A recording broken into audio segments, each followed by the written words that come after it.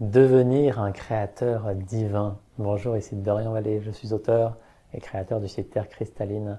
Et aujourd'hui, j'ai l'élan de venir vous parler de ce sujet d'être créateur divin qui rentre en lien avec plein de discussions que j'ai eues ces derniers temps sur quels outils utiliser, quoi faire pour aller plus vite dans l'éveil de la conscience, dans mon développement personnel, spirituel, etc.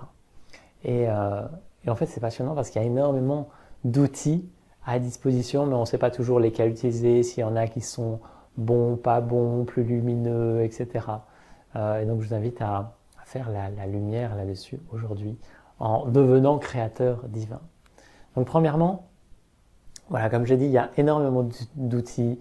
Voilà, aujourd'hui, si on commence à détricoter un peu le marché de la spiritualité, c'est énorme dans toutes les méditations, les pratiques, les canalisations, les codes, les objets de toute nature, qui soient comme des cristaux ou autres.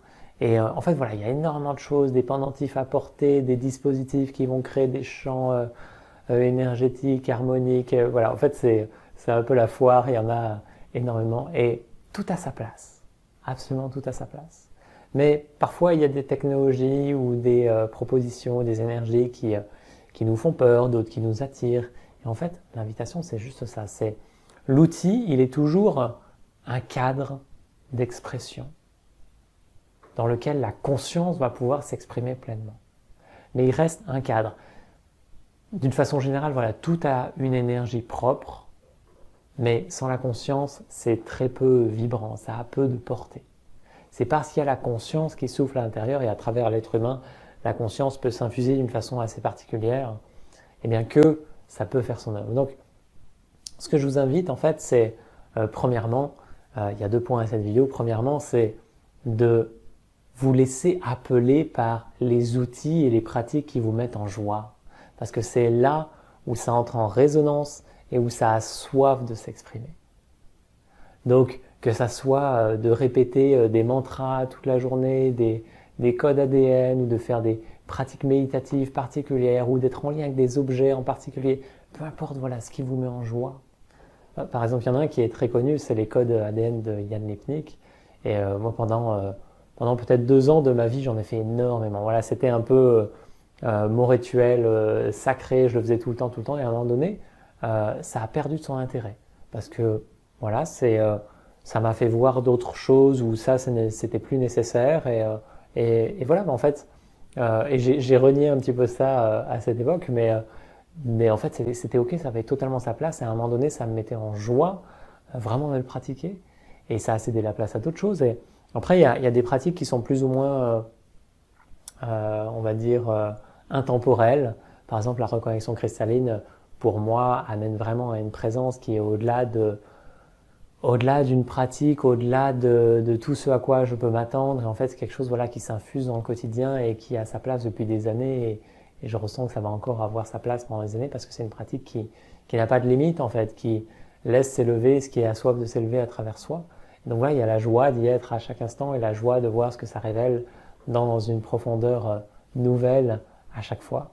Et donc voilà, l'invitation, en premier lieu, c'est vraiment de vous laisser entrer en résonance avec ce qui fait sens, quel que soit l'objet, quel que soit le cristal, quel que soit le livre, quelle que soit la pratique que vous faites, elle est parfaite en fait. Elle est juste un cadre dans lequel vous allez pouvoir vous exprimer. Donc n'ayez peur de rien, juste exprimez ce que vous avez soif d'exprimer dans cet espace-là et peut-être que vous allez vous rendre compte que ce n'est pas du tout pour vous en essayant. Et c'est ok en fait, ça cède la place à autre chose, mais il fallait faire l'expérience pour que ça puisse céder la place. Le second point que je veux aborder ici, c'est devenir créateur divin. Donc, vous comprenez que dans un outil qui vous est donné, vous vous exprimez pleinement à l'intérieur. Et c'est l'outil qui vous permet à un moment donné de canaliser votre énergie créatrice, consciente, et qui va permettre de manifester certaines choses. Que ça soit d'ordre vraiment spirituel, de développement de la conscience, ou quelque chose de très matériel. Maintenant, vous pouvez aussi créer vos outils. Créez vos outils à partir de rien, à partir de la conscience. Et ça demande vraiment d'être à l'écoute de l'appel intérieur de ce qui a soif de se manifester. Par exemple, on en a eu un magnifique dans le portail 222 qui était la 222G, et qui est un outil qu'on a tous manifesté collectivement et qui permet de s'immuniser face à la 5G et à toutes les ondes. Et ça fonctionne extraordinairement bien en fait. Parmi les quelques retours que j'ai eu des personnes qui testent, et par contre c'est un domaine d'action très spécifique à ce pourquoi il a été créé. Donc si on essaie de l'utiliser pour, je sais pas, pour annihiler les effets du vaccin par exemple, non, ça marche pas. Ça a été dédié dans sa création à un espace bien spécifique. Et voilà, récemment j'ai eu aussi un appel très fort pour les pyramides. Donc en fait les pyramides, depuis tout petit ça m'attire énormément. Mais là il y avait quelque chose qui m'attirait particulièrement, et donc j'entrais en résonance avec certains objets, mais enfin voilà, je sentais que c'était juste sur l'instant et que ça n'avait pas besoin d'aller plus loin. Mais ça appelait, c'était tout le temps là. Et en fait, à un moment donné, il y a une pyramide cristalline qui s'est formée autour de moi. Je ferai une vidéo spécifiquement là-dessus pour parler de ce que c'est la pyramide cristalline. Et qui s'est formée voilà, de façon éthérique. Et moi, je fais ce geste, mais en fait, elle est beaucoup plus grande que ça. Et en fait, elle demandait juste l'autorisation à pouvoir naître à partir de la conscience et à partir de cette joie de « Ok, maintenant prends toute la place, juste laisse la pyramide se manifester, faire son œuvre et la nourrir de la conscience. » Et voilà, en fait, ça me mettait en joie et je trouvais ça immense de juste laisser cette créativité de l'être divin manifester sans que ça soit une volonté personnelle. Et là, ça demande vraiment une pure humilité de s'en remettre à juste ce qui s'élève à travers soi sans qu'il y ait une volonté personnelle. Justement, que ce soit les outils qu'on utilise ou les outils qui se créent à travers soi, que ce soit intérieurement, extérieurement, voilà. En fait, les possibilités sont infinies et il s'agit juste de s'ouvrir à ce qui est là et ce qui a soif de s'exprimer. Et c'est vraiment une joie, en fait, juste se laisser porter par cette joie de créer. Et c'est ainsi que je redeviens même un créateur divin sans avoir la volonté de l'être, juste renouer avec ces potentiels originels qui sont au fond de moi et qui demandent juste à manifester, à créer. L'être humain de tout temps, il a créé à partir de, voilà, il a créé des outils, des projets de toute nature, selon les échelles, selon la technologie à laquelle il avait accès, selon la conscience qui se déployait à travers lui. Il a tout le temps créé. Nous sommes des êtres créateurs. Il s'agit juste de laisser cet élan naturel se manifester à travers soi et s'autoriser à pouvoir créer des choses à partir de rien. Si vous manquez de quelque chose aujourd'hui, vous pouvez juste laisser l'espace de manifestation pour que ce vide soit comblé.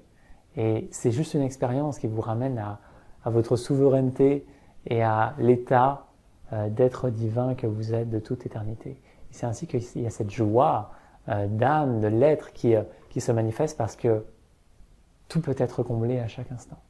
Il n'y a jamais eu de manque. Et tout manque invite justement à manifester quelque chose ou à réharmoniser des choses. Et voilà, juste se faire le cadeau de cette présence intime dans laquelle l'être divin et ce pouvoir créateur divin peut se manifester naturellement.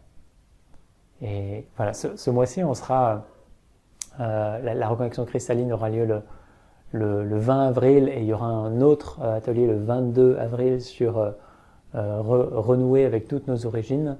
Et tout ça sera aussi en lien avec être créateur divin. Qu'est-ce que ça fait d'être créateur divin et de laisser cette vibration grandir à travers soi et faire son œuvre sur ce plan dans notre vie de façon à manifester la plus haute version de soi à chaque instant, à chaque pas.